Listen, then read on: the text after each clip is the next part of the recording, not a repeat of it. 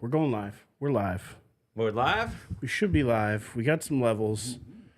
I gotta hit the start recording button too this time because I'm gonna try to do some clips. Okay, a little clip. Yeah, we're live. Clip. Yeah. Well, before that though, like, subscribe, do all those fun things. We're getting an early call from Mr. Let's get a Erich little Pfeiffer fun music here. going, man. Well, before that, I gotta get everything else technically going first here. We had a late start here because we didn't know Dave would be stuck on a work call outside, so we've gotten kind of a unwanted, well, not unwanted, but just like unfortunate. Our bad, everybody. I know you are so desperate to hear us at exactly 7 o'clock. Right, we're off to a little late start today. It's all right. I think Mr. Erich Pfeiffer should be joining us, so unless he hung up, he might have hung up. It's all good. Call him right back. We're gonna start the show with Erich. I mean, we're starting with him, so I mean, he's gonna have to bear with us here.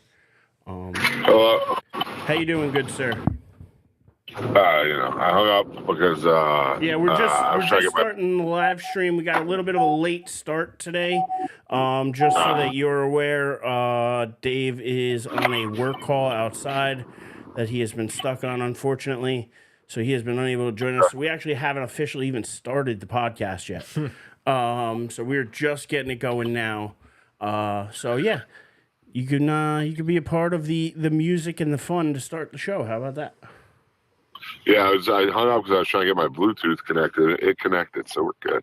All right, sounds good. Sweet. Yeah, and yeah, let's hit some music. Let's get this thing going because there's a lot to talk about. But before that, again, like I was saying, like, subscribe, follow, share. All the free stuff. It doesn't cost you a dime. Just hit it. Helps us grow. I think we're, like I said, at 23 subscribers on YouTube. Let's try to get to 25. It's 2 more. People just go in, hit. That's all you got to do. 2 seconds. If you're watching us anyway, it's already right there. Just hit it. It's on your screen. I'm going to do it right now. Like us right now. Boom. Boom. So there we go. Starting it off right. And yeah, with that, let's get moving a little bit here.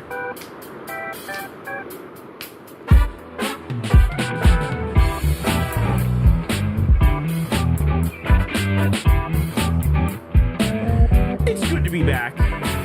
Back with my friends. Oh, yeah. Talking sports. Having fun. Joining me tonight, Mr. Joey D. How you doing tonight, Joey? What up? It's good to be back. Joining us remote while he can, Mr. Erich Pfeiffer. How you doing tonight? I'm doing pretty good. Yeah, 5. Nice. Joins us. Nice. So with that being said, great to have you. And yeah, I'm going to start real quick because I know Dave's not a big baseball fan. Pfeiffer, I know you're not the biggest, but me and Joey are. And our team has finally gotten to the World Series for the first time in 15 years. It's been a long time coming. One of their longest, I think, droughts. I think it matched what they did from 81 to 96.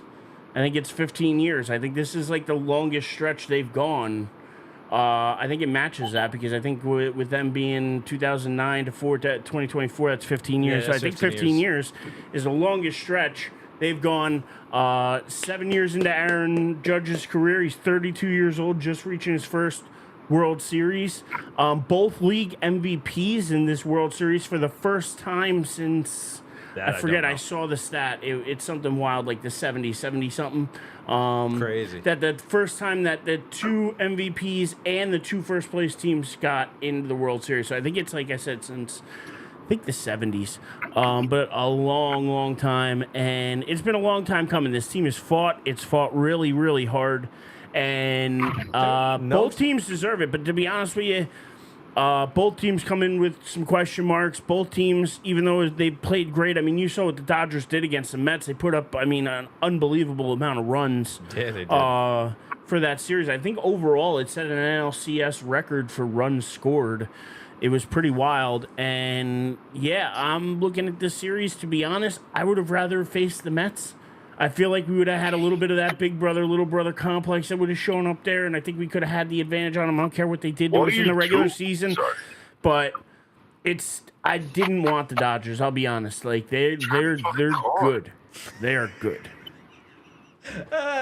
So, Five, I don't know if you're agreeing with me, disagreeing with me, but I'll let you go. Oh, I'm sorry, man. I forgot I was on the Bluetooth. I'm behind some guy from fucking goddamn Illinois, driving 32 and a 45, pulling up to a left turn to make a left turn at the light, and just stopping. Just drive. You know what I just realized, too? I didn't even hit the record button. So this has all just been for YouTube. It's all good. So this is what happens for the YouTube audience. So we're going to restart this thing here slightly. I'm not going to go through everything I just went through. I'll kick it to Joey a little faster and Pipe a little faster. But give me 2 seconds. We're going to restart this music. We're going to remember to hit the record button this time.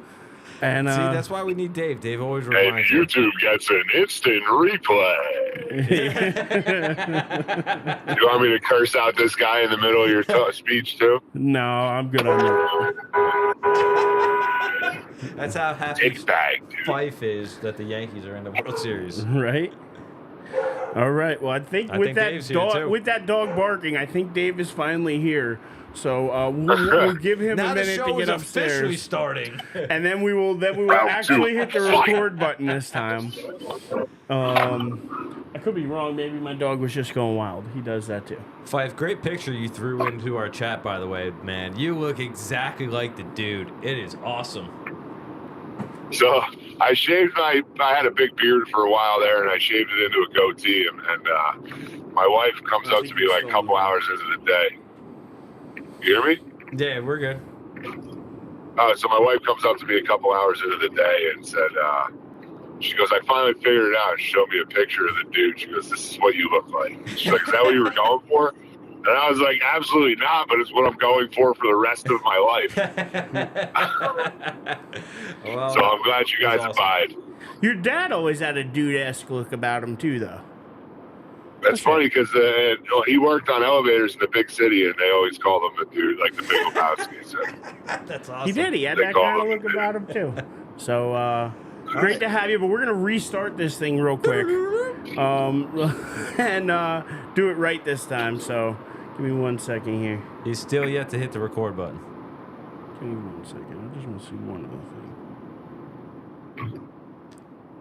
Well, I don't know while Eric's fooling around with that, Fife, going to our standings, our pick standings. Timmy is killing it. Since me and you were up 9 he caught up, and he missed the whole week. Yeah, he's he's basically right there with us, man. He's been killing it with picks. I had a good week this week with them. What about you? Did you do well this week with the picks? I don't remember. I haven't had a chance to look at it, man. It's been tiring, a lot of work, last week or so. But I know that I had that 1 week where I was up pretty big, or I had a considerable lead. I think enough games on you and Timmy had started late. I was doing really well, and then so I always do this to myself. I start to, instead of just making the right pick, I start to take risks. Because I wanted to extend it. I wanted it to go further. And instead, we called and up. all I did was let the gap tighten. So I'm back on track. I'm not making the right picks again. But, I overthink it sometimes. As we all do. Very true. You got a 1-3 team or whatever playing a 3-1 team, and I'm looking at these two teams, and I'm like, well, this team isn't really a 1-3 team, and this fucking team isn't really a 3-1 team. So they're going to beat a 3-8 team. All right, here we go. Music number 2. Round 2, fight. Recording. It's good to be back. I'm back for a second time. Round 2. With my friends. Kicking this thing off. Mr. Joey D, how you doing tonight, sir? Hello for a second time. Hello. Joining us also remotely, Mr. Erich Pfeiffer. I'm trying to work what I was trying to do on the back end there, Joey, was I mess with Mr. Erich's vocals a little bit. So they sound a little bit better. We don't get as much background. We get more of his voice coming through. I think we're doing a little bit better here. So, Mr. Erich Pfeiffer, how you doing tonight? I'm doing pretty good. Nice. Are you as pumped as Joey and I are for this Yankees-Dodgers World Series? I know you're not, so I'm not. I shouldn't even really ask you. But Joey is. And I want to hear from Joey because he's as pumped. But, I got to root for my boy Freddie. You know what I'm saying? Well, Freddie Freeman, he's your boy from Atlanta. I get it. But Such a good dude too. He's an awesome let's player. go Yankees. That's what I gotta say. First time 15 years. First time these two teams are facing off in the World Series since '81. Damn, These two have a 43 years. storied history too. I think they've played each other in the World Series. This is the 13th time, 12th or 13th time they played in the World Series. So they're the two franchises with the most World Series. I think the Dodgers have 17. I think the Cardinals have more than the Dodgers. They might, but the Yankees have 27. Yeah. That's the important number. We're trying to get to number 28 here. Going for 28. 28 is the big deal. And first time in Aaron Judge's 7-year career, he's getting there. And what Juan Soto did to get them there is why you go out and trade for him. So I'm going to say that. So everyone can say re-signs or whatever. The one reason that you go out and get him is because in that moment, and that's where I want to start with you, Joey. Uh-oh, getting some feedback. Gotta love it. Anyway, past the feedback now. Joey, I got to start with you. Where we're at here, I mean, when you see that at bat, I mean... Dude, that at bat alone for Soto, it was one of those things where if you're a sports fan, and we've talked about it in other sports, like we talk about it all the time in basketball, how LeBron doesn't have that killer instinct. He doesn't have that look you dead in your eyes and like I'm coming for you like a Kobe did, or a Jordan did. Soto had it in his eyes. Soto had it, and it doesn't matter what sport you're in. You can have it in football where you look across and that running back's going, "I'm just running over you," or like you in anything, even in hockey. If you're one of the greats, like I'm sure there are times where you're like, "I'm gonna do what I want to do right now, and you're not gonna stop me." Mm-hmm. And like you have one of those moments. Soto had one of those moments in that at bat. That at bat was something that like you go back and you should show kids about. Like if you're a coach, if you're a little league coach, you show your kids that at bat, because that's the mentality you have to have. Fighting pitches off, knowing that eventually he's got to throw you that fastball, and when he does, you be ready.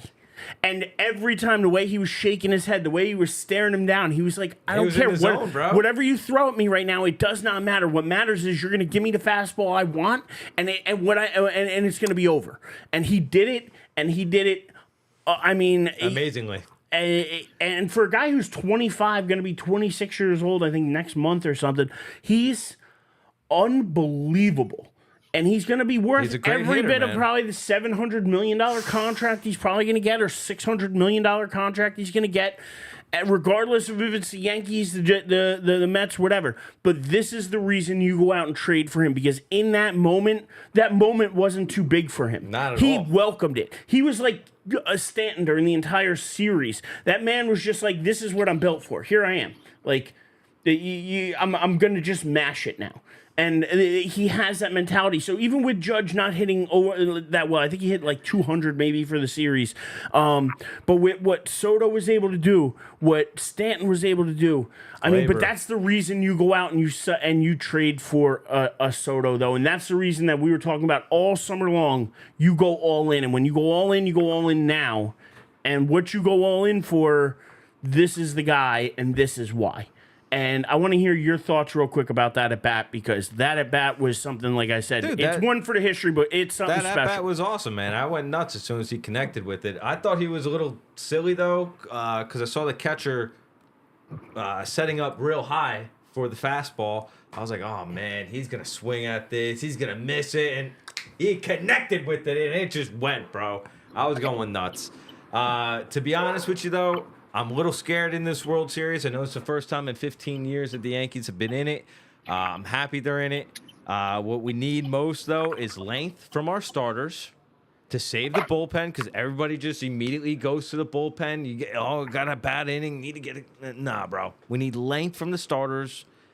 And you need Cole to be Cole. You need Cole to show up for two. You need Cole to be Cole. You need Cole to show up for two starts. You need him. He hasn't been himself the last couple starts in this playoffs. He hasn't been himself. No, he hasn't. We need 7 strong innings from him. Maybe you can piggyback like a Schmidt and a Stroman together, so you can get 6-7 innings out of both of them, possibly. That's how I'm looking at it. Maybe you got to piggyback off of the starter, because our bullpen, I do not freaking trust it. I do not trust our bullpen, not at all. No, but again, it's the same weakness the Dodgers have, though. Is the Dodgers have the same... Their starting pitching is thin. Both offenses are legit. Yes. Both offenses can absolutely mash, and that's where it's... You have Ohtani, which, by the way, the fact that everybody... You got 3 MVPs No, but I want to highlight Ohtani real quick, because this mamma jamma, this guy shouldn't even be playing. He should be Pete Rose right now. He should be out of the league.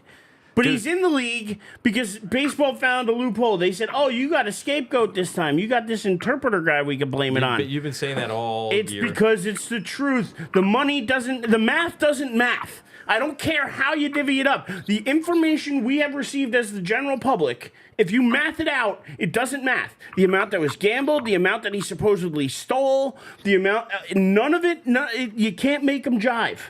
And that to me is a giant red flag. Now, they locked him up for a few years, great, but he's going to be just fine when he gets out, because he's going to be sitting on Ohtani's mountain of cash. But regardless. I was going to say regardless, he's still one of the best players in the world, and that's why he's still playing the game. Pete Rose was a manager by that point, old or whatever. That's why it was a different scenario here. But at the same time, what Ohtani can do scares the living crap out of me. I'm just happy he's not pitching, too, to be honest with you. Because who's to say that he's not going to come out of the bullpen? He can't. His arm is not healed yet. He's not ready. He hasn't. I hope so, but there's nothing that's saying that he can't. He hasn't pitched yet this year. That's why it is going to be a mind effort when he comes out of the bullpen and fucks up the Yankee lineup. It's not going to happen. It's not going to happen. Nobody has. But again, you can't just come out and pitch, Joey. You know that. Baseball isn't a sport where you just show up at one day and just all of a sudden you're back to ace level. It's not the way it works. You got to ramp up. You got to have That's why I'm telling you, he's coming out of the bullpen. He can't even come out for an inning. He's never done it. He hasn't done it yet this year. They're not risking the rest of this guy's contract over that. They'd rather have him at the plate. So what if a game goes deep extra innings? They won't use him, I don't think. To be honest, it's too big a risk. He blows out that elbow again or something. You're screwing yourselves. It doesn't make sense to do. They're going to carry enough pitchers. I'm sure of it. So I don't think that'll end up being an issue. I mean, if it is and it's all hands on deck in a Game 7 and he shows up, I'll be shocked. But I just do not see it happening. So yeah. With that being said, though, welcome Dave in. What up, gents? What up? And Dave, obviously starting Yankees Dodgers here, but with that, did you see that Soto at bat? Did you have any thoughts about the Soto at bat? Because that to me was just one for the ages. Even if you didn't watch the game, you had to have seen the highlight of that. Yeah, so I watched it live as it happened in a bar filled with people screaming and celebrating it happening. It was badass, man. I'm not gonna lie. You couldn't have timed it better. The concept of saying one for the ages, I think, is extremely fair, and just the way he looked as he, threw the bat and, started running down the first baseline and then turn into the dugout to celebrate with his team. There was nothing about it that I, as a sports person, that I can't agree was badass. I don't know how else to say it. Well, let me ask you, because, I brought it up to Joey a second ago, and I'll tell you what it reminded me of. It was that killer instinct moment. It was that moment of, when you would see Jordan have it in his eyes. And you could look at him during that at bat, and there was a point, I think it was after, the first or second pitch, where he just shook his head, and he looked at him, and he was just you could see it. He was like, no matter what you throw at me, I am going to hit your fastball. You're going to throw it to me. You're going to throw it to me. And he kept fouling everything off and staring him down, fouling everything off and staring him down. And, just having that mentality is the whole reason you go out and trade for a guy like that. That's the whole reason that you make that trade in the offseason. This is what you needed to get over that hump, to get back to the World Series. First time, like we said, in 15 years, one of the longest gaps. I think it ties for the longest gap in Yankee history between World Series appearances. So, what he was able to do, the trade was well worth it because of where they ended up. But both of these teams do have pitching question marks going into it. I just hope Gerrit Cole shows he's the best pitcher in the league, and if he's Gerrit Cole of we want him to be, and he pitches that way for 2 games and can come out of the pen for a third or even pitch a third, awesome for us. So that's what I hope to see out of this. I mean, we can go into some predictions if you guys want quick. Or Dave, I don't know if you got anything else about the series. I don't know if you guys touched on this, but I saw something where it's like the first time in World Series history where there's 2 players who hit over 50 home runs in the year. Yeah, playing against each other in a World Series. I think it is. I mean, I thought that was kind of cool. I mean, Dave, we hit the repeat button because we forgot to hit record. So we're only 10 minutes in. Oh, okay. So I'm fashionably late instead of like really late. No, you're good, bro. Yeah, you two got like an extra 10 minutes tonight. Yeah, no. There's nothing better than doing a 45-minute work call at 6:45 on a Tuesday night, but you got to do what you got to do, and right. Hopefully the work thing resolves itself. God willing, I'll know tomorrow morning. So fingers crossed. But no, I mean, I will say this. It was like, I don't know, 5 years ago where I made a World Series prediction of Yankees Dodgers. So I got it right. I'm just extremely delayed. So I'm going to give myself a little credit there. Outside of that, though, I think looking at this series and just kind of looking at what little knowledge I truly have regarding both teams. 2 best teams in the league this year, record-wise, by the way. I'm going to take the Yankees in 6. That would be amazing. I'm going to take the Yankees in 6. That's where I'm going with my prediction. And if the Yankees lose in 6, I apologize to all Yankee fans, including the 2 of you sitting in this room with me right now. Why you even got to put that energy out there? Because I don't think the Yanks are going to win, if I'm being honest with you. So what's your prediction then? Give it to us. I'm going to take the Yankees, obviously, but I don't... Well, you just said they're not going to win, but yet you're going to take them. To explain... Riddle me that, Batman. Take the heart out of it. Take the heart out of it. Give us the head. You got to give us... You're giving us the die on the hill. So you're dying on that hill. Dodgers in 6. Ouch. I'm with Dave. I think Yankees in 6. I would like to see it done in 5. I don't hate our bullpen as much as you do. I think that this is their best chance to do it. They're not going to have another chance because, to be honest, I don't know if Soto's re-signing. So I'm with you. That is where I think it's all hands on deck to win this one now. And I think the Yanks are poised to do it. So I'm going to say Yanks in 6. Actually, I was going to say 7, but I'm going to say 6 because I don't want to give myself that heart attack. So I'm going to say 6. Fife, what do you got for a prediction? I know you're probably leaning Dodgers and you're Freddie Freeman, but give it to us. No, I'm Dodgers in 6. It's just, I don't know. From a lot of things that I've been listening to, obviously, I'm not the biggest baseball guy. A lot of things I've been listening to, the Yankees had a little bit of an easier way to the World Series. Where the Dodgers might have played a few tougher teams. This is, again, from what I'm hearing. I don't always agree with that because I feel like if you made it to the championship in any type of playoff that is not just a one-and-done playoff, even the ones that are, this is the best of the best. So, a bad team in the playoffs is still a really, really good team. Yeah. But just from some of the things I'm hearing, I'm Dodgers in 6. I got a buddy I work with. He's a Yankee fan. He thinks Yankees in 7. But I'm going Dodgers in 6. Timmy's in the chat. He doesn't know who's going to win, but he thinks it's going 7. Thinks it's going 7. Timmy, the game pick master. Right.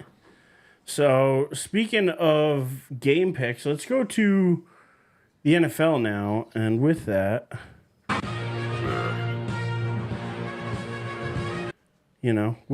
we will start talking a little NFL in this weekend in the NFL, and a shitty weekend. Right? I mean, well, especially if you're a Giants fan. I'm right. A New York fan. It was a shitty week. I got plenty to say about your Jets in a minute, but I'm starting with my Giants. Your Giants suck too, all right? They suck. They're awful. They're not a good football team right now. But again, I don't know how much of that I can continue to blame on Dable. I don't think it's all Dable. I think a lot of this is Shane, and I got to be honest, I'm not a fan of what they're doing. I think that you clearly saw what Barkley was able to do against the Giants and what he's been able to do for Philly all year. You clearly see that Daniel Jones hasn't lived up to any hype whatsoever. And being that he to be honest, he got benched in the fourth quarter. He got sat down. And again, the game was out of hand, so it didn't really matter at that point anyway, but still, he's like, what are we doing here as a franchise? And at 2-5 now, both teams, I believe, in New York are 2-5. Mm-hmm. Clearly, playoffs are no longer in the question. And is it now? Do you just sit Daniel Jones? What do you do? Pfeiffer, I got to hear from you because I know you got a level head as a Giant fan for most of the time.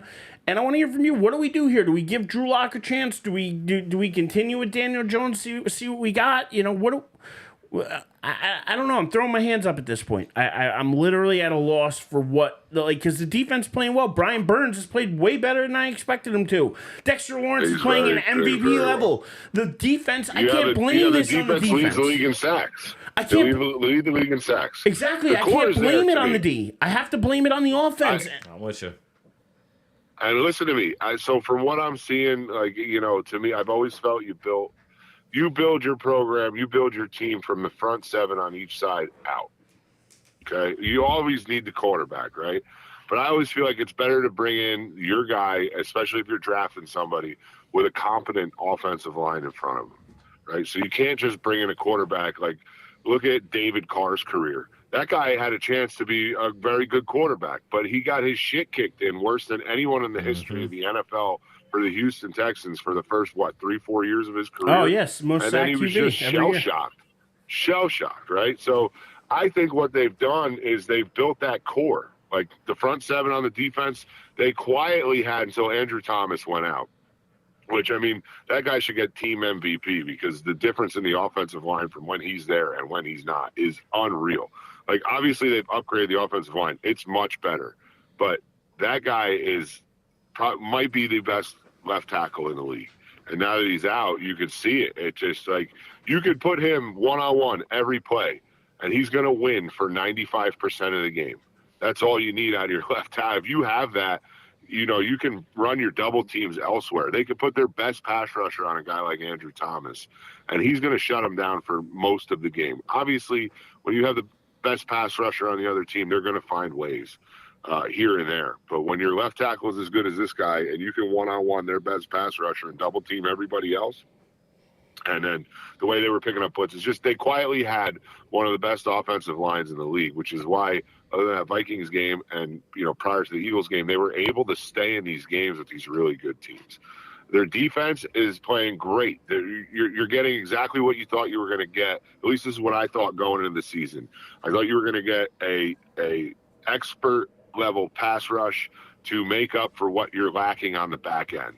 And then I'm a big Bobby Okereke fan. I think he gets sideline to sideline really well. It's just I don't know what to do. Because, look, I'm never a guy who tanks, but I'd prefer to see them let Daniel Jones play out the season just to show all these people who are still saying, oh, he could be good.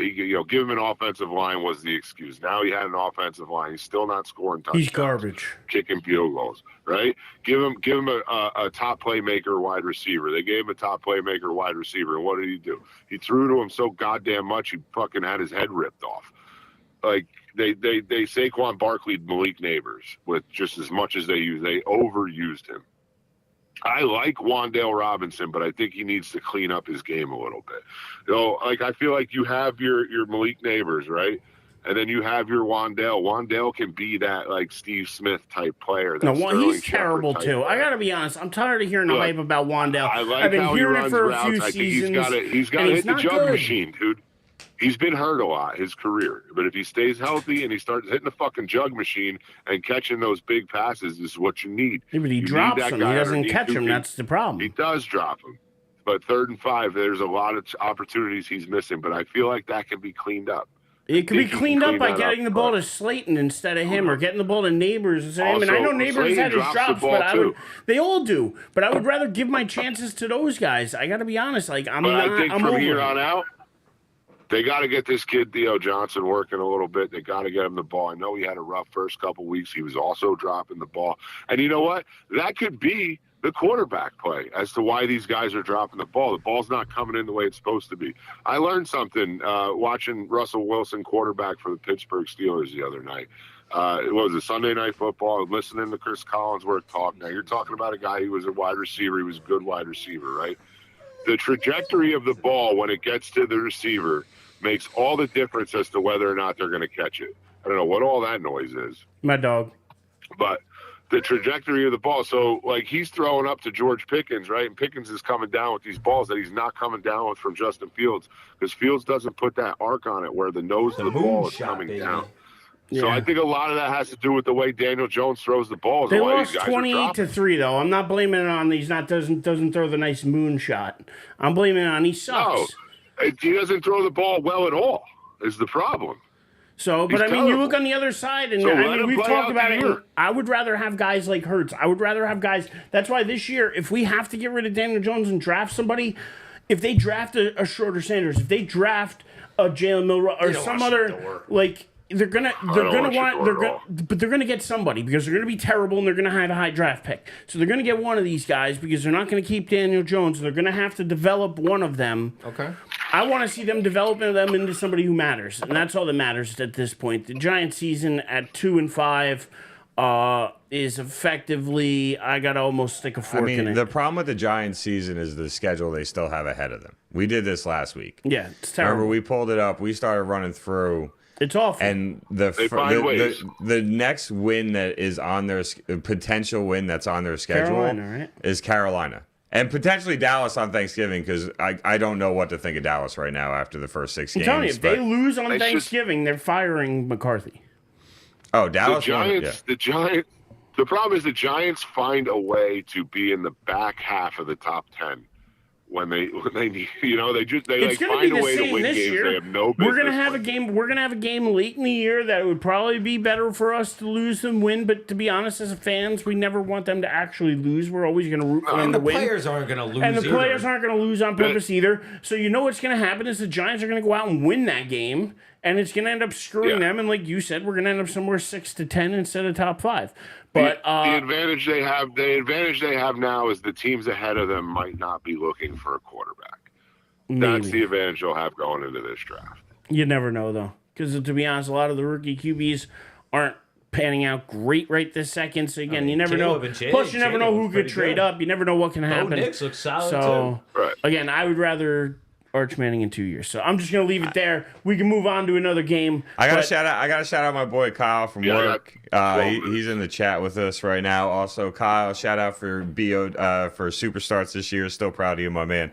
I just wanted to shout him out real quick for joining us. Really appreciate that. But he's a big Eagles fan, so I'm sure he's loving the misery that's taking place in this room. I'm just saying, between the Giants fans, then you got me as a Cowboy fan. I mean, they're coming out of their bye week, and then they got to go play San Francisco in San Francisco on Sunday Night Football. And I know San Fran's beat up, but so's Dallas, and San Fran's just better coach. So I don't picture that going well either.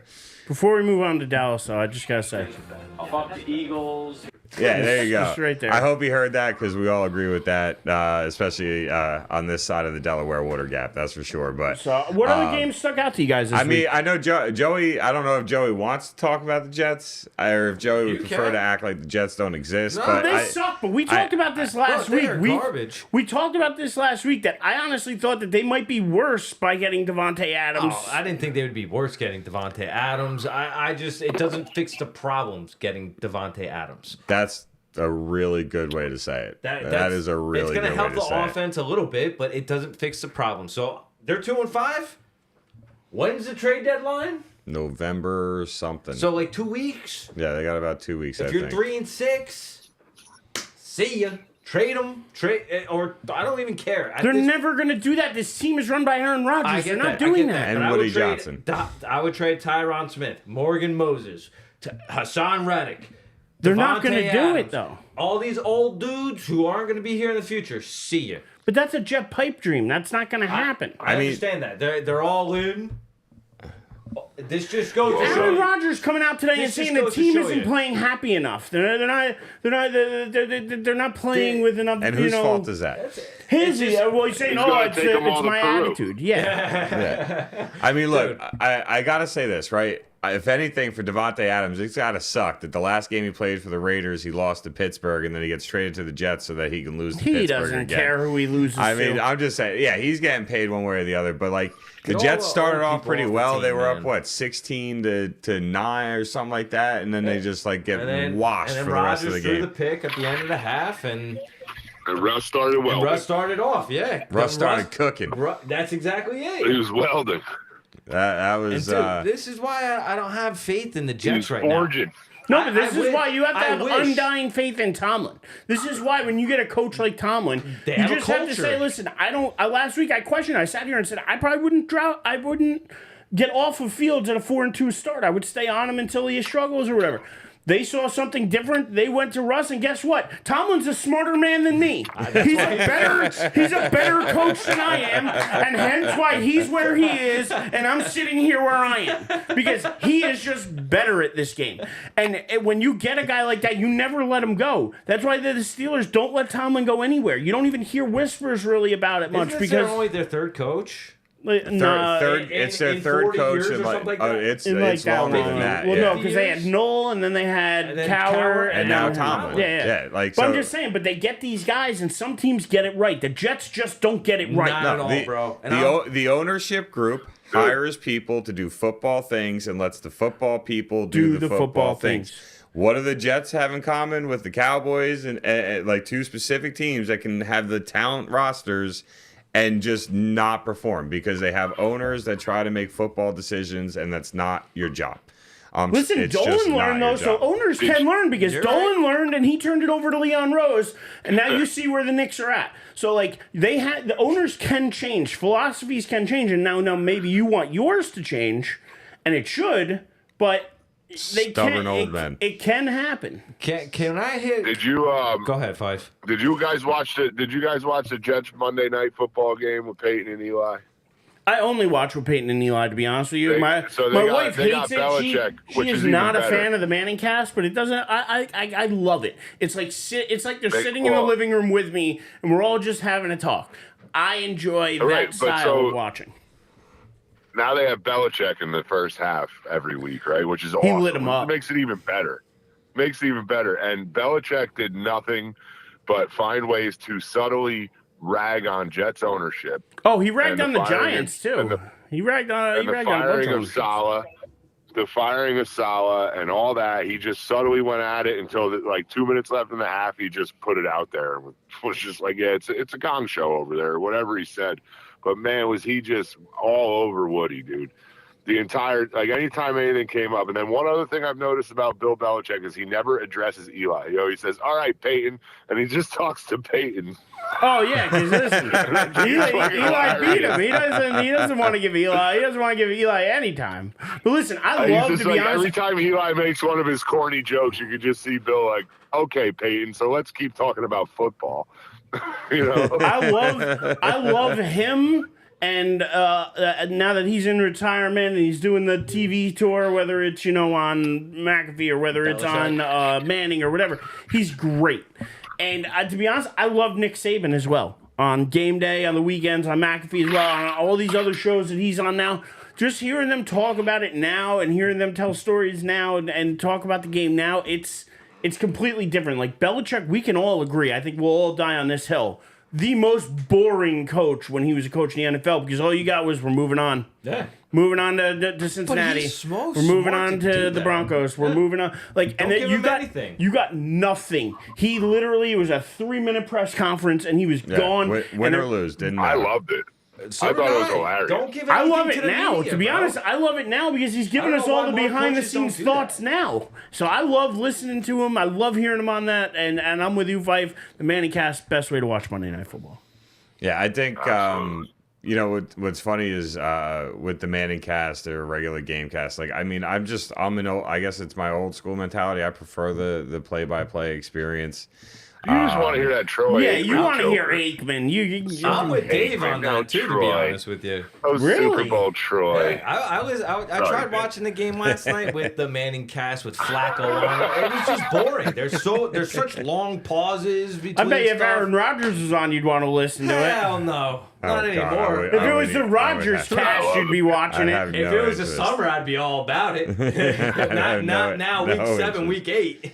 No interest at all. I mean, look, we could sit here and tear the Jets apart. We could sit here and tear. Well, listen, the Jets are ownership and essentially out of it. Rodgers. I don't want to Fire hear. the Jets, I bro. don't want Light to 'em on hear fire. another thought out of a Jet fan that says playoffs this year. I don't want to hear We're not championship. How about this? We're not talking about them on this podcast until they're 500. No, we still got to talk about them because they're going to be trash, and my cousins like them and stuff. So I'm going to talk about them because I like to rag on it a little bit because it's just, Dude, you know. I feel bad, But again, but- my team sucks too, so let's rag on my team Your too. cousin and I had the same ideas of what Oh, this team absolutely. should have been, and it's not. We thought it was going to be ground and pound and play good defense, and nah, bro, the 40-year-old torn Achilles, he wants to throw it 35, 40 times a goddamn game. It's awful. Yeah. All right. Yeah, And need they to have get two off really this. good running It's backs, too. Need to get off this subject. Need to go somewhere else, please. I mean, look, we can talk about the gritty win that the Detroit Lions pulled off in Minnesota. they're now We number can one. we can Packers talk as well. about the Packers holding C.J. Stroud. What was it? 89 passing yards. That's crazy. We could talk about that. We could talk about the Niners and losing Ayuk. We could talk about the Bucks and losing. I want to stay there for a minute with Ayuk. Evans for a couple weeks, Hold on, losing hold on. Godwin Yuck. for the year. This was a rough. Yuck. I want to rough start with week, Ayuk man. though, because and where I'm going to go with Ayuk is not worth the money. We've been saying gotta we go. said it all off season. Fife, we appreciate you, my man. Fife, real quick before you go, you got a Talk to bet you for us guys for the later. week? You got a bet for us for the week? Anything? No, I haven't, No. had, I haven't had a Alright. chance. No. All good. You have a great Sorry. week, my friend, and Appreciate you, we will Fife. see you All right. soon. Later, fellas. Peace out, Fife. All right. Yeah. All right. So look, Ayuk not worth the money. I mean, He can't be worth he the has money. not had a good season so far. Yuck. The injuries are brutal. He's been- I mean, the torn ACL and I think MCL too. I think Yeah, I think he did it like all. he really railed his knee. Good thing San Fran paid him. But now like see, this is the thing, right? Now People take get your mad time. at them holding out, but if he didn't hold out, He would have been screwed. he would have been screwed. He never would have gotten the guarantee money he would have gotten, and then all the hard work and his time he spent throughout his entire life to have it pay off would never have paid off. So, I mean, I get it. I understand. I understand the wide receiver market. I get all that. But God forbid that man can wasn't never. worth it. It doesn't matter. I don't care how much work he put but in he his got, entire he life. Got got paid it. So whether you think he's worth it or No, not, the He's getting 49ers thought he was He's worth getting it. paid for what he's supposed to be doing over the next 4 years. Just signing that deal and getting hurt doesn't mean that like you. Oh my God, you've earned the rest of the $120 million you just signed. You didn't earn shit. You didn't. You're supposed to play for that contract. It's not what he you did. already did. He played- It's no, what he you're going to played, do. but he played for it. Are You're getting paid paying for what you did. as a team. You're paying for what that player is going to do for you in the You are future, hoping. not what he's going No. to do for you in the past. No. You are always paying people for what they've done for their production already in the league. No, you're Yes, paying no, for you're what not. their potential. No, you're not. Potential No, production you're will not. be. No, you're not. Because if you've never had the potential, if you have never... Ayuk never if- had the potential to be a number one receiver. I'll die every on year that hill. He's gotten better.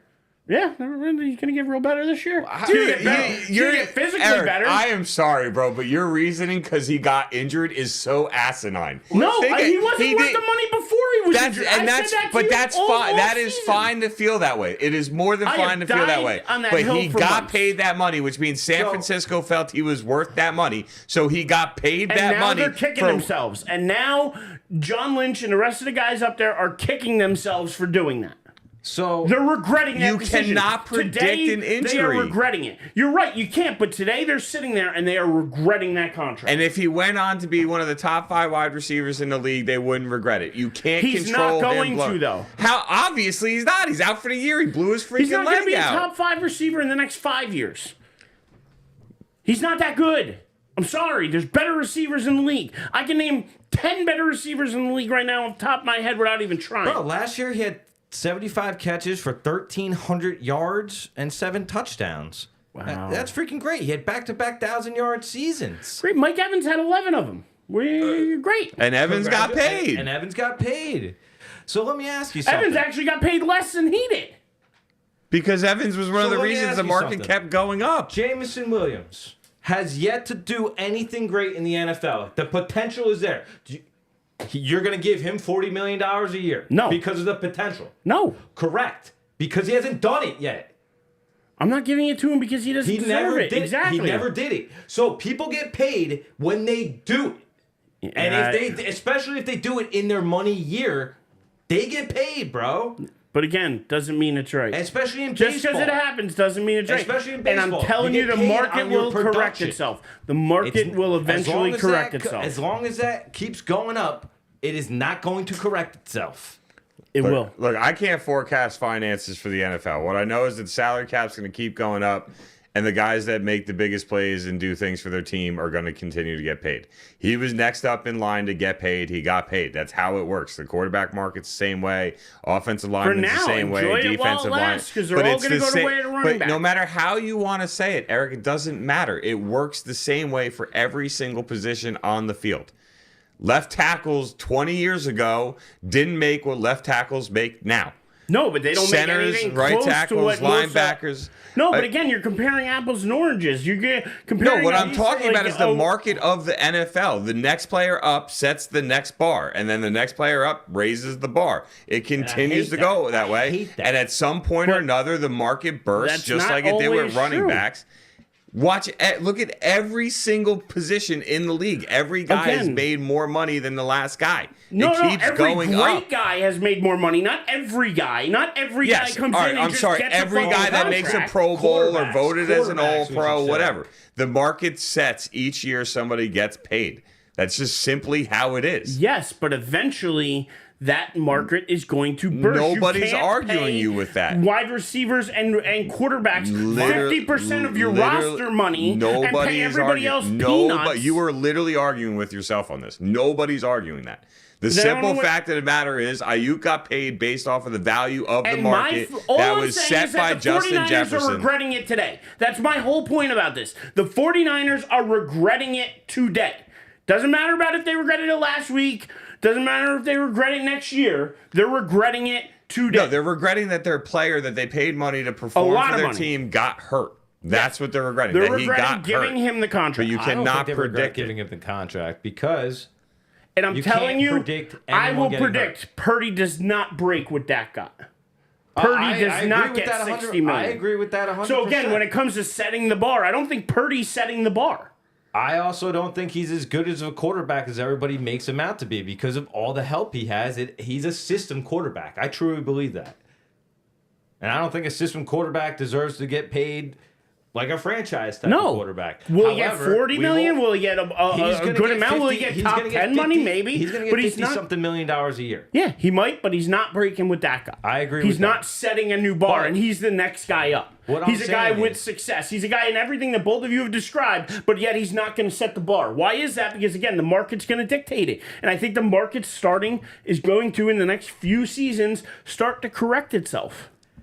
You're not going to see. I'll predict. I don't think you're going to see Caleb Williams set a new bar. I do. I don't think you're going to see some of these guys. I mean, I don't think Caleb. I don't think Caleb Williams turns Tua. into what people think he is with the first round pick. So I Tua don't know if and that's what's the his best face? option. Lawrence. They're nothing special, and they got generational money. I think Caleb, It's- all he has to do is keep doing what he's doing. He's on pace to be a 4-1. CJ Stroud will break the market. Yes. Great job. There you go. CJ Stroud will break the Stroud market. is gonna He break will that go market. over what Dak got paid. Brock Purdy, I think if they make another Super Bowl with Brock Purdy, he's going to set the market. No chance. We'll just have to wait and see. But I'm dying on the hill that he doesn't reset the market. I don't care what they do, Super All right. Bowl or not. So let's keep this. So we completely went away from the games themselves. Yes. We went down a rabbit hole, all well and good. I mean, think a few good games this week, but I think we can kind of move on. Next week. All I'm gonna say is Derrick Henry's not a human Baltimore being. is winning the Super Bowl. Derrick Henry's not human. It's Yeah, not he was right. one of the teams, though, that I thought, even though they started off 0-2 this year, That's again, but they didn't play in the preseason much. They didn't get that preseason work, so it took them a couple that's weeks what- to get yep. their legs under them, and once they Now did, that they're I see rolling. them at 5-2, I let them play the Chiefs next week. They will smoke the Chiefs. I would love, to be honest, to go back to the Jets real quick, for the Ravens to do the smart move and make a call. for Devontae. No. For who? Make a call for Wilson. He's disgruntled, dude. I'm telling you, he is unhappy in that locker I don't room. think they would do Wilson. And why? They're not re-signing him. There's no chance. They screwed their chance of re-signing him by going out and getting Adams, Lazar, all these other guys that they're prioritizing over him. Well, he is not going to be a Jet long term. So if he's not going to be, and you're looking to trade somebody at the deadline like you're talking about, if I'm the Ravens, the smart move is call and get in on him early. I wouldn't. I that's mean, something they'd have to offer one hell of a package. Yeah, You still and got the 5th-year option on him. You got the franchise tag. The Jets can keep him as long as they want, whether he wants to be there or not. Exactly. I mean, don't think you do that. That's one thing, but like overall, I think. Look, if I'm the Jets and they're 2-6, 2-7 by the trade deadline, by all means, sell the farm. Look at Aaron Rodgers and say, hey, like, we put this team together for you. You're not carrying this team where we thought you'd carry them. So we're building for the future. And when this year's over, you can do whatever the hell you want. I mean, that to me is exactly how the Jets should handle this if they lose the next 2 years. They won't. I don't know what Rodgers has over Woody Johnson. Like, I feel like he's got some blackmail material over Woody Johnson, the way this has been handled. Woody Johnson's just enamored by Hall of Fame quarterbacks. He hired Adam Gase because Peyton Manning called him. Peyton Manning. Well, that called and him. he also went out and got Favre, So I mean, it's a Jet move. Screw But you, Woody also Johnson. too, right? Like, think about it. Hire a good Brett Favre fucking played coach. like shit under the Jets, and then he went to Minnesota and got him to the NFC Championship game. So it could Well, just he be. got hurt with the could be Jets. They were 8-3, and then he got hurt, and he played hurt. Oh, that's right. See, this is why I don't get paid to do this. Victor Cruz made it a nightmare for us. Oh, Victor Cruz, 99-yard touchdown. Even that man, dude, like he Salsa blows King, out baby. He his was knee awesome. on a non-contact injury and never was the same again. Yep. Injuries were brutal this year, man. Thoughts to Chris Godwin out for the year. Thoughts to Mike Evans, who's thankfully it sounds like Tampa Bay's Minor, not. yeah. It sounds like they're he's not out to even the going to bye. put him on the IR. They're just going to hope that he's good after their bye week.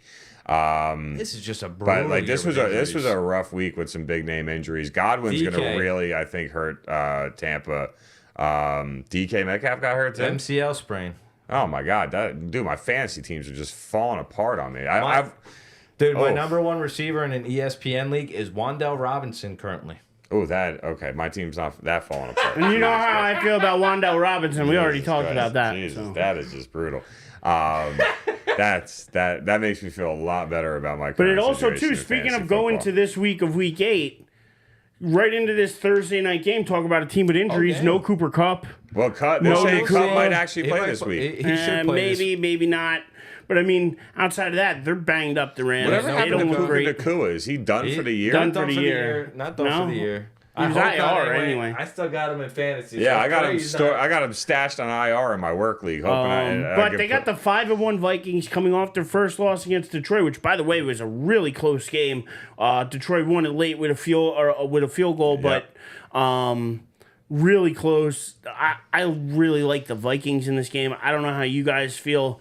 I like giving the 3 too. Even if you want to go on a betting way with it. If I'm going, spread, I would take them giving the 3. I'd probably go Minnesota giving the 3, as well as probably taking the over, because offensively against a good Detroit team, they still put up 29. Vikings defense better than you think, though. It definitely is. And They're great against the the Rams defense isn't really anything special. They looked good last week. They were my flyer pickup for defense because I don't have a real defense because I drafted Cleveland like a jackass. Another injury, Deshaun Watson done for the year. Yeah, He that's tore his right. stuff, which may By the actually way, be a blessing in disguise No, for Cleveland. not a but- blessing. They were celebrating in the streets of Cleveland over that. Oh, they literally the crowd was literally chanting "F you, Deshaun," like Watson or something like And that. then, but they got Jameis Winston coming in, right? So I mean, I think they're going to be all right. That's honestly, it's probably an upgrade from the way Watson played so far this year. But And I'm with never them getting rooting for rid a of, guy to get hurt. and with them getting rid of Amari Cooper, which again I think is going to pay dividends for Buffalo later. Already got a touchdown. Yeah, but I mean, and it's going to open things up for Coleman. It's going to help that offense. I think everybody's going to get a little bit better because of him, including Josh Allen. But I also think a guy who could be a little bit better is Judy now, because I mean, now with Watson no longer throwing the ball, at least We'll see. I don't know. I'm hoping fancy wise for myself. Maybe he goes up a little bit. Now we see the truth behind it. But I mean, I think going into another game though, where this week, I think this could be the game of the week. And I don't know how Game you of the guys week? feel. Wait, what else you got? I mean, No, not Vikings Rams. I'm going with the game right next to it. It's a 1:00 game. But I look at this Eagles Bengals game as a fun game to watch. I'll take the Rams, by the way. I mean, we don't have to pick these games, but I'm just saying, like this week, to me, Bengals 3 and 4. I thought we were picking that game. Oh no, I'm not. I'm just talking this week in general. I apologize, my bad. I mean, That's why I snuck that in there. I just went to me, this the week in Eagles, games. The Eagles really just haven't looked Oh, we can good pick it. I all mean, year. I'm going Vikings. If you want to pick Rams, you could have the Rams. I'm taking the Vikings. We can pick it. I thought You wanna pick it? I would take the Vikings. The Rams I thought are we were just picking it because you brought it shorthanded up. I across the board. apologize. No, I was just bringing it up because again, there was the Rams coming with some injuries. I mean, we were the talking Eagles about have injuries. struggled in every game they've played this year. Not this Even week. against the Giants. I mean, the first first half, quarter, like they They couldn't. won move. 28-3. Come on, it wasn't that big. Yeah, a they won struggle. 28-3 because of what, 2 deep balls and a couple big sacks. Like, What do you mean? Barkley put up 176 I'm yards. sorry. on him. I'm sorry. That's right. Saquon Barkley dominated the game, and they hit a couple deep balls to AJ Brown. Like, their offense is extremely predictable. Like, it literally is. Yeah, but so Force are the them in- Ravens. They're going to run it down your throat. Stop No, them or it's not. No, the Ravens are much more They're dynamic. starting to become more dynamic. But again, the Flowers Eagles is- could become just as dynamic. Mark Andrews is starting to wake up. Which, Flowers by the way, is better. I don't know which league it was. Bateman, too. Was it iHeart or was it one of the leagues I think we're in? Somebody dropped Andrews. What? And I picked him up. Like, What? I'm not, if I'm Probably, not, my guess would be iHeart. That league is more likely to. Well, have I gotta dropped. see I which didn't league even is. know somebody Maybe did that. unless it's a different league, but I I'm hope pretty it's sure a it's that different league. league. I'll be so pissed that I didn't see Mark Andrews was freaking dropped. Yeah, my Dude, guess would be iHeart. It is so tough with me with fantasy because I work all the weekends. I don't see shit when it comes to games and whatnot. Yeah, see, that's the one thing I always have. Like, I have to remind myself when I get home from here that I have to look at the waiver wire. Oh no, I'm sorry. It wasn't this league. Thank it was God. CBS league with Thank Fife. God. The one I'm in with Fife. That league. Somebody dropped Andrews. Now I have Brock Bowers anyway, so I mean I feel good. But like Yeah. I'm putting Andrews on the So bench. what other games though do we have this week? Because Ravens Browns, the Ravens should blow them out. Detroit should blow out Tennessee. This is going to be a good game. I don't care what you say though. I think this is a close game. Yeah, I think it's only a close I think game because neither team is really that good. I think both are really good teams. See, I think you're mistaken. Oh. And we can argue about Jalen this. Hurts is a running back playing quarterback. Yes, but that's their style. So is Lamar Jackson, but that's their style. No, he's a quarterback. I will take Lamar Jackson over Jalen Hurts I will too. every single day Lamar is and very twice on accurate with Sunday. the ball, bro. He's damn good.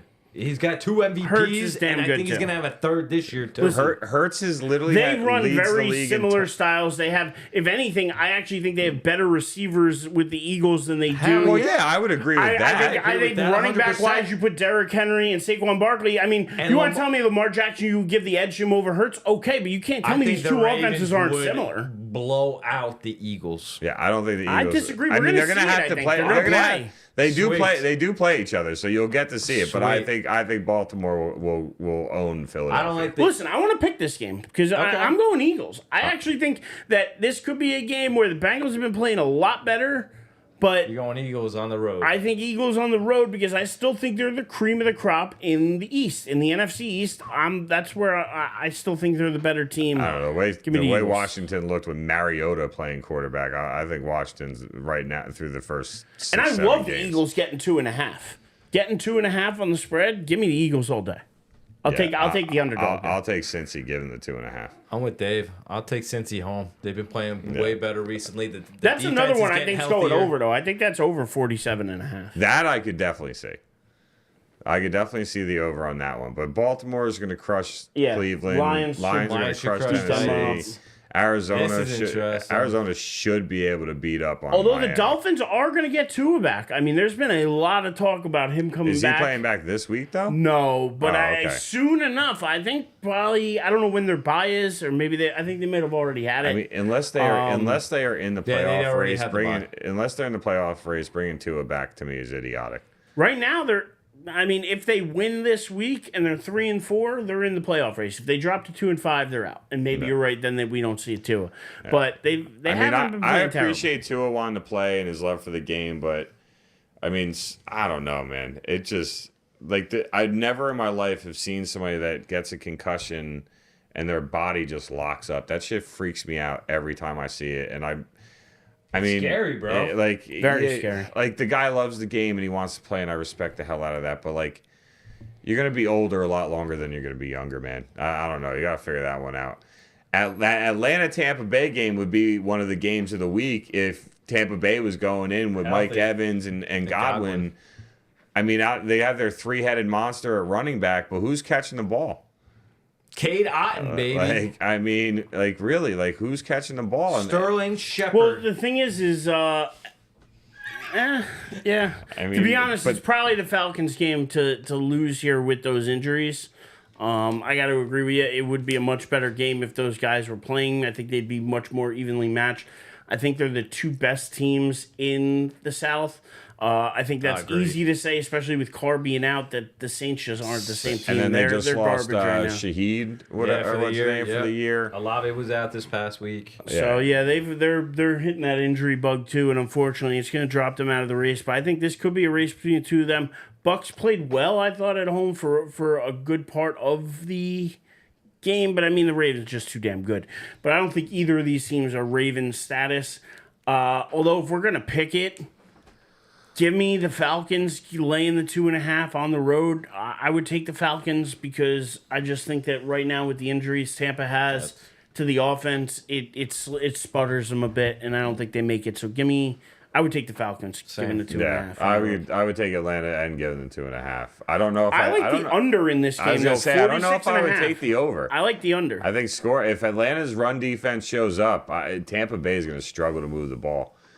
And I don't know if Atlanta's a team that's going to be able to put up 35 to 42 on their own.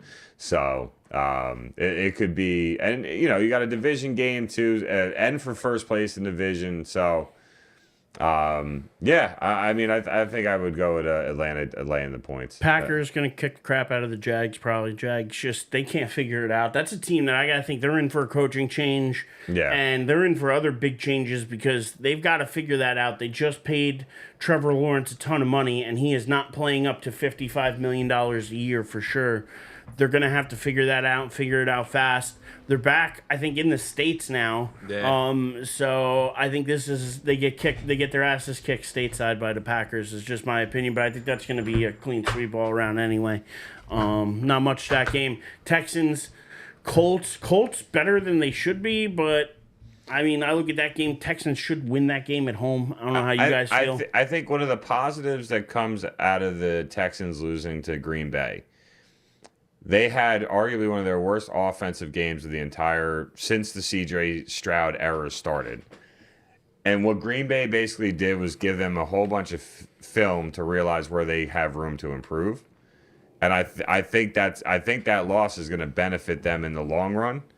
And I think you'll see that when they play the Colts. So I would take Houston. I don't think I'd take Houston laying the 6 though. I would. They're just 3-0 at home. Just simply the division rivalry. 3-0 at home, though. Colts 1-2 on the road. I would lay it, to be honest with you, just because I don't think the Colts are gonna come in here with much. Yeah, I'm taking Houston to win, but I wouldn't lay the 6. I'll take Houston. I'm going to take Houston to win. I think last week was like a trap game. They were more concerned about the Colts this week than the Packers Packers last week. Really? At a conference game, It was too, a close right? game, though. 24-22. They played them. That's They what I played mean. them tough. This Your is for quarterback first place, throws for though. 89 yards, and you put that up. Like, that's impressive. Saints Chargers, who gives a crap? That's going to be ugly. Bills Seahawks should be a pretty damn good game. If we lived in a world that didn't include the Kansas City Chiefs and some of the teams in the NFC, I would say this could be a potential Super Bowl, but we live in that world, and that's not the reality. The So. Chiefs just keep winning, man. That defense. They're on a mission, I'm Mahomes telling has you. looked awful this year. They're much like the more Yankees, picks than where I think touchdowns, like right? Yeah. Yeah. I think this is a one and done year for them. Like I think they're all in for this year. Like Kelsey came back for this year. He wasn't going to come back. His brother retired. He doesn't have won a couple of Super Bowls. Got playing like Even Chris Jones is another guy. Like, I think they're back for a mission because they could do something that nobody else has done, and that is important. Very so true. as long as that's alive, I think they have fire. Okay. I think once that goes out, I think the Chiefs are going to have to figure something out. I think that's when they come back to earth a little bit. But right now, I think they're the juggernaut. I'm starting to think that maybe they're doing what they did last year. The offense is kind of whatever, and then later in the year, it's going to pick up again. Oh, yeah. And to be honest, I think them and Baltimore are on a collision course. I agree. Where they meet in the playoffs, I don't know. I really like but I would Baltimore, like to see it in the AFC Championship game because I think Again, that's a clash. yes. of the I would Titans. love the rematch of those two going at each other in the AFC Championship game. So Bills Seahawks though. I like the Bills going west here. I do. I don't think that the 12th man's going to affect them as much because they got crazy fans. I don't know. You guys ever seen those Buffalo fans are throwing themselves through tables or doing Bills those Mafia, crazy? baby. they're psychos. they They're are. arguably the best fan base out there, though. So I mean, but the Seahawks would argue with you because they got the 12th man. So I mean, they would argue with you that they have the best fan And base. they have a leg to stand on. I mean, they're the only fan base to ever truly create a registered earthquake. So, But I gotta tell you though, I think the Bills. Marshawn Lynch run in the playoffs against New Orleans, like that stadium got so loud it registered, I think, a 3.2 earthquake. Holy crap! Yeah. Did not So- know that. They literally shook the planet. Like they literally shook the planet. Like All that said, though, I'm laying the 3 with the Bills. I like the Bills in this game. I think it's going to be a good game. I think they probably win by less than a touchdown, probably more than 3. Again, like the under here. To See, be honest I would with take you. the over here. I don't know who I would take with the spread. I'm picking straight up, I think I would take Buffalo on the road, but I think Seattle's going to give them a hell of a game, and I would take the over because I could see each team hitting the 24-point mark. So Give me the Bills. I think if there's your shit show game to pick, I mean, it's got to be Carolina, Detroit, right? Or Detroit, Denver, right? Is it though? Denver is 4-3. They are nowhere. Knicks, baby! They are not as good as that record. Oh, that defense Are they? is better than That defense, record. but see, this is to me is the difference between like That the opponent's Jets getting better and every a week. team that's run well. That's because- because Sean Payton's the coach. But regardless, I think they have the right front office. I think they have different pieces in play where they know. Listen, Nothing to do with the front office. I think a lot of Sean it comes Payton. down. Yeah, but it comes down to Sean Payton. Aaron Rodgers is the Sean Payton. Aaron Rodgers is the he's coach not. there. He is the guy there. But he he's not runs as good the as show. the coach as Sean Payton. No, he's not. No, I'll agree with you. He But doesn't. what I'm saying is, he Payton's can't a get great coach. he can't get 52 other men to be willing to run through but a they're wall for him. 4-3. Sean So I mean, Payton I can. wouldn't shake a stick at that. And that said, at home. They're 5-3 after this game. Carolina I think is so horrible. too. I think agree. 5-3, And really- and Carolina's got to go 2 Mile High. And I just really think quick they're- though, I don't know how bad it is, but I did see that Andy Dalton got into a car accident that earlier today that required him to be looked at. Oh man, if so Bryce I don't- Young's got to play, I don't know how bad because what I read was Tony, that Bryce Young in a different system would be good. Bryce Young in the right place would be a great quarterback. would you want the He's- Giants to trade for him? I would take that because I think Dable Like if you could could work get like with- a 5th round pick conditional if he I would do it. performs well. I as would a do fourth. it. I would do it. definitely I would look needs to into. To be honest, I didn't hate the idea of Pfeiffer through in our group chat the other day of if the Steelers are good on Russ and Russ is good, and you want to make a play for Justin Fields, I would take that. Like I think either I mean, one I of think those that guys. I think if you that's give him fair, but I Pfeiffer's don't in the think chat room. I don't think Pittsburgh's going to do that. So, Chris, shout out to him because he threw it in the group chat there earlier this week that I think that with the us? Giants would be a good team to look at for Fields, for Bryce Young, for if any of these teams are looking nowhere, bro. again, just see what Dable can do with talent. I don't think Daniel Jones is enough talent for him to work with. What he did with Josh Allen, when you give him somebody with talent, that's why I wanted 2 Bryce years Young ago. sounds I good. screamed from the rooftops. I wanted them when they had the I'm cool with contract that. negotiations with the Ravens. Screw Daniel Jones. Go out, give the Ravens 2 first-rounders and take Lamar Jackson. Didn't happen, but that was my pipe dream.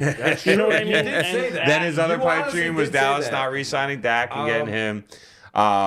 Look, I definitely think that looking at that game, though, you're gonna see Denver move. I mean, Denver's defense, you're not kidding. They are a playoff level defense. It's just offensively, I don't know. Me personally, I would play tight man-to-man coverage and force Bo Nix to beat me with tight window passing, and I think you got that. I think you got that offense beat, but defensively, they've shown they can shut down a lot of teams. My man Bo, bro. I don't think you have any. I don't think Chiefs are going to 7-0 this week. Yeah, Chiefs are definitely beating the Raiders. I mean, the Raiders could somehow get lucky, but that's a far-fetched freaking idea.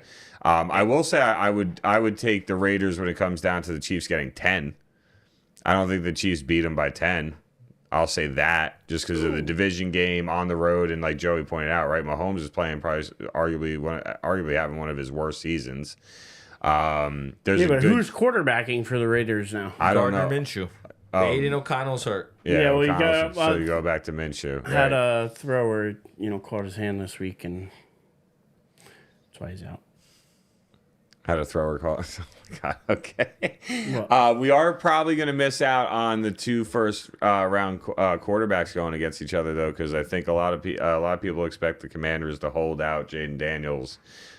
He suffered a rib injury this week, and Marcus Mariota came and played lights out football for him. I think they're going to rock with Mariota and give Daniels a chance. They're going to play it safe. I mean, you got to assume they learned their lessons with what happened with RG3. But with that said, I still think the Commanders are the better football team. I do too. I think they win this game at home. Yeah, I think. And I love the fact they're getting points from Chicago. Yeah, give me the 2.5. I don't trust Marcus Mariota as a starter. Give me the Bears. Bears 0-2 on the road. They're 4-2, but they're 0-4 at home. And Caleb's been playing better. And Commanders 3-0 at home. Caleb has been playing better football, but yeah, especially with Chicago getting points. That game in London, he was home. Technically, yes. I thought he was away. I'm not gonna lie. So I was like, wait, why is he 0-2? Technically, he was the home team. Yeah. Gotcha. So yeah, I'm gonna take the Commanders, especially getting the points. I'm only taking the Bears though if it's Marcus Mariota playing. If it's Jaden Daniels, give me the Commanders. That's fair. That's one of the rough parts of doing this on a Tuesday. Like, they haven't even had their first practice of the week yet, so you have no injury report, nothing to go off of. So I'll respect that, and we have no tortilla bet slaps on the line for game picks. So I'll respect that either way. And I think the Cowboys-Niners game is going to be just ugly. I just think it's going to be ugly. Both teams dealing with so many injuries. That's right, and that's what I mean. Like, I don't say ugly where I'm sitting here. I'm like, oh, Dallas is going to get blown out by 28 points. It ain't going to be 40-0. Dallas actually 3-0 on the road. Yeah, when I say ugly, I just genuinely mean you're going to be missing several star players. You're going to be Dallas has become so predictable on offense. Basically, double team CeeDee Lamb and force somebody else to beat you, and Dallas really has no way that they trust to beat you. They have no run game, in God knows how. Parsons is up in the air game time decision. DeMarcus Lawrence is still out, so their run defense is still going to be horrible. And the one thing San Fran can do is put basically anybody there. How much better would this offense look if they still had, say, like Pollard and Cooper here? A lot freaking better. Yeah. But Jerry Jones can't afford it. You could have traded for Cooper. That would have been nice. No, but Cooper wanted nothing to do with it. Yeah, he didn't want anything to do with Dallas. This is going to be such a weird game, man. It is a weird game. Debo might not even play. He's got pneumonia. San Fran giving him 4.5 too on the spread. That's a big spread to me. When you're looking at a 3-0 Cowboy team on the road, they seem to play better on the road. I actually think the Cowboys could win this game straight up. And to be honest, I'm picking it. I'm picking the Cowboys in an upset. So I'll pick San Fran to win, but I don't think they win by 5. So I wouldn't take San Fran getting the 4.5. You take the Cowboys getting 4.5, you take the 49ers straight up. Straight up, and I'll take in the under. I think both offenses are not going to look too good. Yeah, I'm thinking like a 23-20 type of game. Yeah, I don't think either offense. Oh, and then the Monday night. Shout out to our boy James. Him and his girl are driving out there this weekend to go to the game. Sweet. So to this game? Yeah. Well, I hope they're Steelers fans. So James is a Steelers fan. As long as he's a Steeler fan. Yeah, he's a Steeler fan. His wife is a Giants fan. But cool. Every 4 years that they play each other, they drive out there. So this has become traditional for them. So he tried to convince me and Amanda to go. I was like, "You're out of your damn mind." not happening. Not to go watch the Giants. I bet you might have gone if it was like a Cowboys-Steelers game, because at least it'll incentivize you. I mean, I tried to else. watch the Cowboys-Steelers game with him on TV, and he wanted nothing to do with that because he had no faith in Justin Fields. So, but I'm going to take the Steelers given the 6.5. Oh, yeah, easily. That defense with no Andrew Thomas, T.J. Watt is going to have a great day. Tomlin's laughing at this matchup. Yeah, like that. That's going to be He is not laughing at the matchup. He's taking it very serious. That's what makes Maybe him. TJ Watt is laughing at the matchup. That's what makes Tomlin, right? He doesn't take anybody for granted. So no, not that he's taking him for granted. He's just happy because it's a bit of a week where he could probably try some things out. It's like a mini bye week. Give a guy a couple break, a little blow here and there. Let Justin Fields play wide receiver if you want. Yeah. Line him up at tight end. Let him return a kick. Who cares? I think the Giants will do the same thing they did with Philly. I think early in the game, their defense will help keep it close, and just Pittsburgh will end up being too much for them as the game wears on. Now, this is interesting, though, because this is the lowest line I think we've looked at yet, Yeah. 36.5. Where do you think this game would go? Because, that's so low. Low. I feel like everybody would take the over, but if you look at it, Giants lost 28-3 this week. Yeah. That's the under, baby. Yeah. That's what I'm just thinking. Are they gonna get with their ass TJ kicked? Watt and the boys coming after him? But I gotta think that maybe the under might actually be in play. And if you were to say maybe tease it, I would actually then tease it up to maybe 42.5 and then take the under there is what I would probably do. And then I would probably even tease Pittsburgh to maybe giving like a half a point with that under. And then I really like that. But that'd be a teaser if you guys want to get into a teaser type. I don't even know what the hell that means. Where you'd be able to tease the line, so you could tease it up or down by 6 points. So you could take the Pittsburgh giving a half a point instead of 6, and the total of say if you bumped it up by 6 to 42.5, you'd take the under. Or you could bump it down and say bump it down to 30.5 and take the over. You could do that teaser. Two things. One, Fife has a parlay in here. Giants under 10.5 points. That's plus 170. Parlayed with Pittsburgh over 23.5 points at plus 136. That's his bet of the week. There you go. Something we're forgetting about here, gentlemen. The Giants Daniel Jones loves to play on the road. And in primetime. Well, I know he hates primetime. He sucks a big old...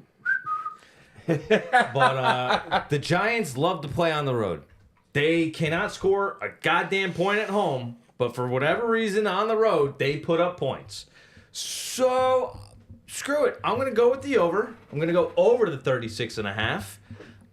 I still think Pittsburgh wins by the 7 points. I'm going to go 30-23 Pittsburgh.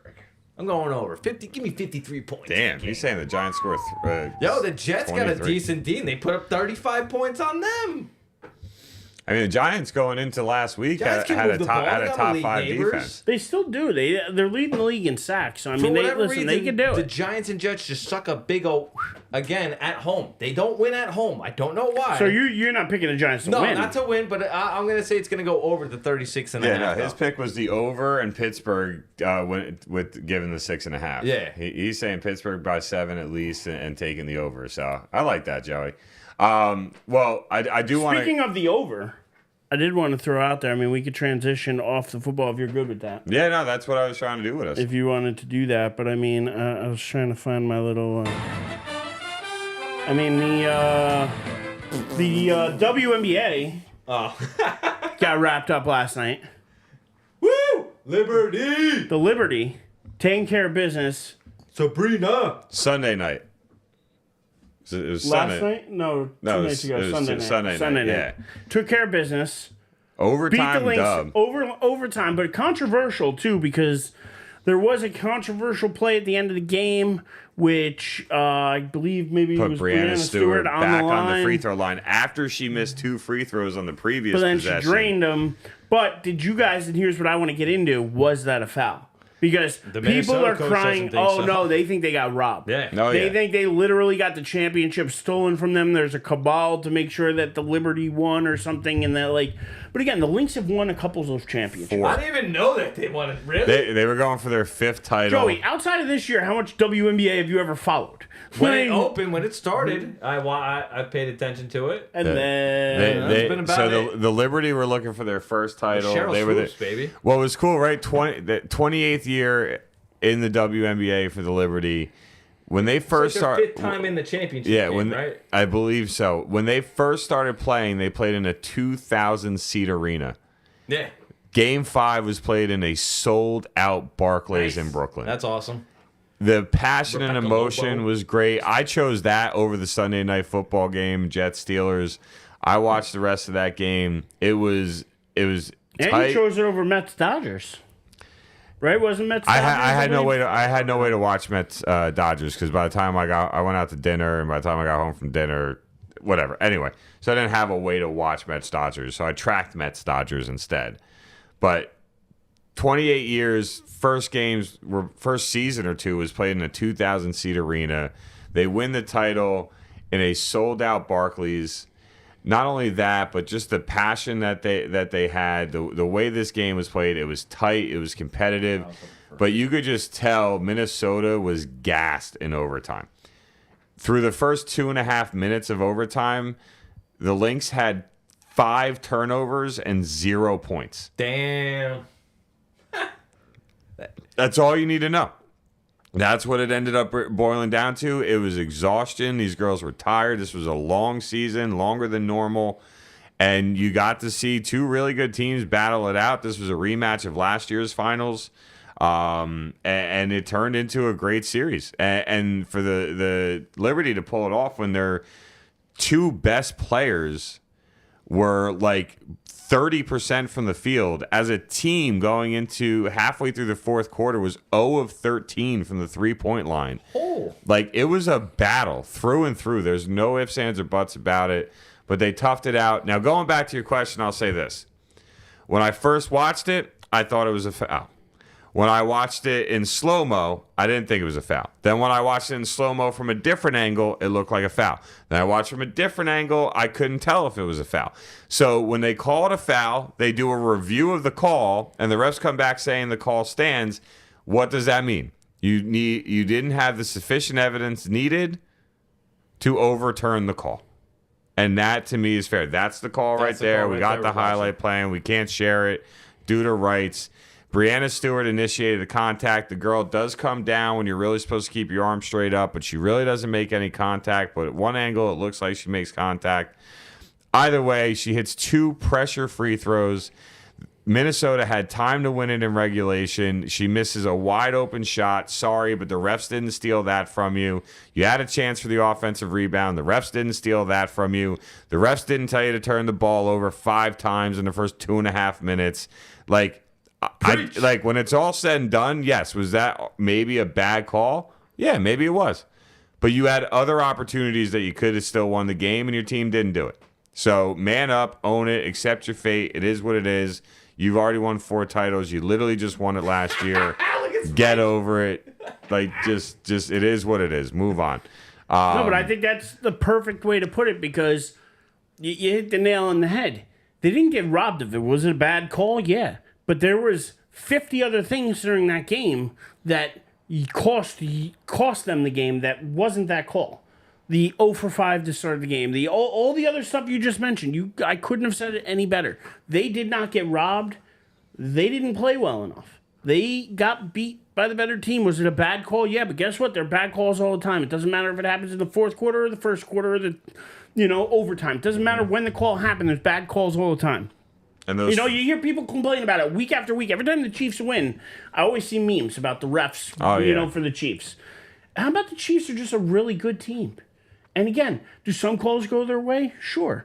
But not every call goes their way. It just seems like that sometimes because you hone in on that. Mm-hmm. And I think that's what it comes down to is people are so fixated like, oh, man, that's what cost us. No.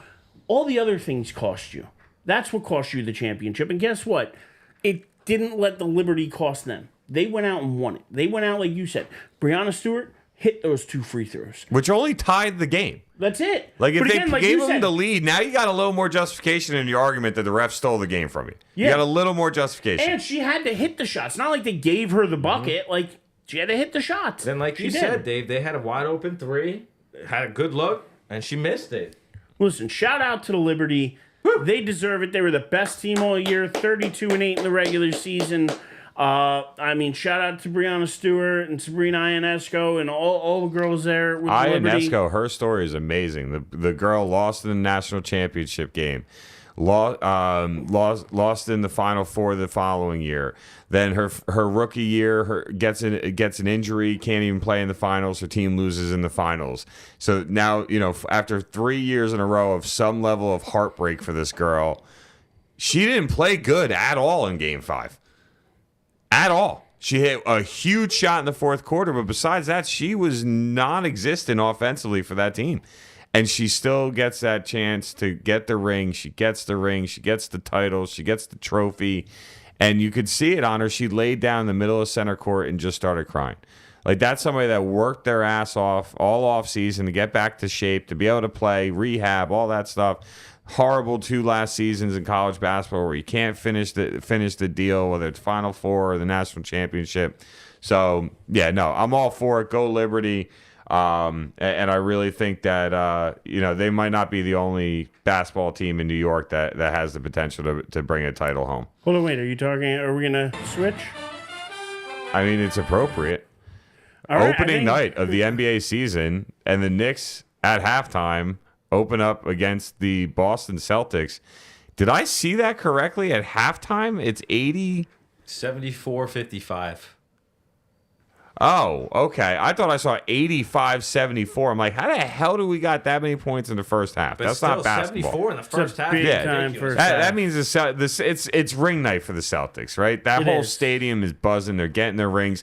And not to mention, you want to come out and prove, hey, we deserve that championship. We're the defending champions. You want to get the championship, you got to go through us. And the Knicks have been the team talked about all off season. You've got Tatum coming from being benched all during the Summer Olympics. There's a whole bunch of momentum. Brown, there's a whole bunch of momentum on the Celtics side. And when it's all said and done, it's one of 82 games. The Knicks lose this game. I don't think a Knicks fan should 25 lose already sleep. for Tatum, though. That's a big night. Come out of this game healthy. Get a feel for your rotation. You got Towns there now. You got to get used to playing with him in a competitive game. But I know maybe even more importantly, Erich is very excited for the night game because he's going to probably get a chance to see Bronny James make his regular season NBA debut and play with his father. No, that's not what I that's wanted to hit. football, but that's how excited Erich is. Stop it. That's where we're going. So Bronny James playing tonight with LeBron James. Year 22 for LeBron James. Look, I will talk a bunch of nonsense about LeBron James and how I feel about him, where he ranks all the time, all these different things. But his longevity is unmatched. 22 years, just crazy to think about. And God bless him for being lucky enough to be able to play this long because not We many get up to all watch guys his can. retirement party as he celebrates with his son on the court. It's his dream. I mean, It's what that's he's where this wanted is. That's for where this is leading so to. many years to play with his son. Great, but this isn't like when Griffey played with Griffey Jr. And Griffey was actually a pretty decent player. Still, he was still in his 40s, but he was a pretty decent player. I mean, I think the year before, I think 1990, Ken Griffey Sr. still hit I think he hit like 377. I heard today or something. What? Look it up. I'm pretty sure I heard on the Michael K show earlier that stat that it's something stupid that in 1990 Ken Griffey Sr. hit like 377. But I mean, you think about it, and Griffey Jr. was a big-time prospect coming up, like, way different than this scenario, where Bronny wasn't even an afterthought. Did you look it up? Am I right? I mean, give me a sec. All right, Give me a I'm sec. giving you a second. But either way, Bronny Jr., nobody wanted him, wouldn't have been drafted if it wasn't for Dad on the other line in the draft room going, hey, you want to be a Laker? It's so stupid. Anyway, he's robbing actual players of time on the court. He's robbing Lakers fans of actually having productive play on the court. And as a fan, I got to tell you, I don't care if LeBron loves this. It's not what's best for the team. And as a fan, I want what's best for the team, don't I? Wouldn't a Laker fan want what's best? Yeah. Wouldn't they want to win? Wouldn't they want somebody on the roster that can help them win? Or are they just happy? Are Lakers fans just happy to watch Bronny and Bronny Jr. play together all year and win nothing? No, after Boston won the title last year, Laker fans want one thing, and that's the title. Those two teams are literally They're not getting that's it what this they year. compete with. No, I don't think they're getting it either. I so think either. Look, 22 years is amazing. Do I think that his 22nd season is going to be a season he plays 65 or more games? No. Injuries are going to happen. Anthony Davis is most likely going to end up having injuries, and they don't have depth on the team to really fill in those gaps while those guys are out. I think Minnesota has a much better chance to be fighting for a championship this year as they did last year as well. Where I think the Lakers are going to be fighting for one of those 4 play-in spots, and that's what you're going to be seeing. So overall, though, basketball is back. Hockey is in full swing. Baseball is at the World Series. Football is right approaching the middle of the season, so football is all the way in. We are in what is known as the Nirvana time of the year.